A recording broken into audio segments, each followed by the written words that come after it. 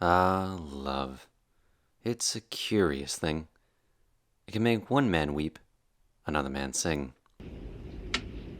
I understood that reference. Love is the ultimate driving force in the world. It's the only thing that can really combat pain, hatred, and even the suffering of existence. It's only fitting then that it is well represented in film. From cinema's infancy to the current day, love is a theme constantly depicted, regardless of the genre of film.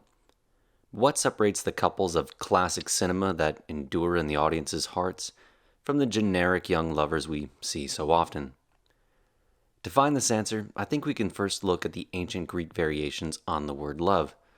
There's eros, love based on physical desire; philia, love based on friendship; storge, familial love; mania, obsessive love; pragma, practical love; philautia, love for oneself; and finally, agape, unconditional love. What we most often see in modern romance films is that first kind of love, eros.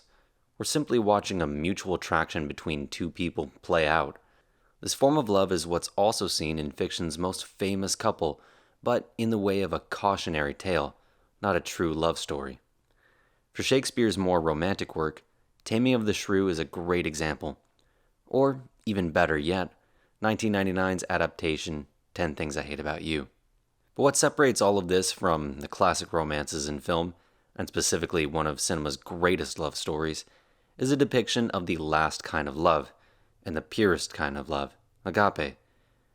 The best stories always feature this, as it is the greatest form of love, transcending simple romance between two people and becoming something completely selfless and sacrificial. As Christ famously said, "Greater love hath no man than this, that a man lay down his life for his friends." In broad terms, the simple act of sacrifice of the self for another as a pure and selfless act is the greatest form of love. It's the sacrificial aspect that is so often portrayed in the greatest love stories in film. While it's not a hard and fast rule that in the greatest love stories the couples won't stay together by the end, it does carry some weight to it, as the most dramatic form of sacrifice in a story typically will result in a death, or, at the very least, the sacrifice of the relationship for one character for the greater good of the other.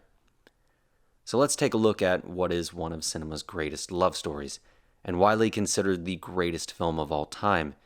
1942's Casablanca finds Humphrey Bogart's Rick as a bitter nightclub owner, still heartbroken from his past relationship with Ingrid Bergman's Ilsa.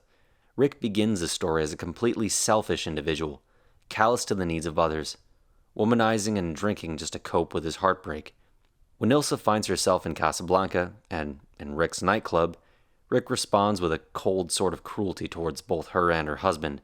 What's revealed through flashbacks is the nature of their relationship, which seems to be a prime example of the eros love on both parts, and possibly even the mania form from Rick. But over the course of the film, he gradually softens, seeing the nature of their relationship finally for what it really is, and seeing the true selfless love that her husband has for her.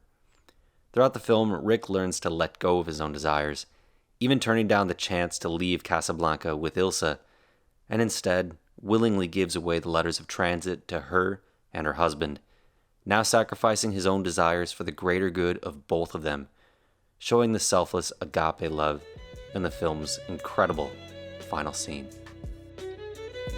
I think this is the beginning of a beautiful friendship.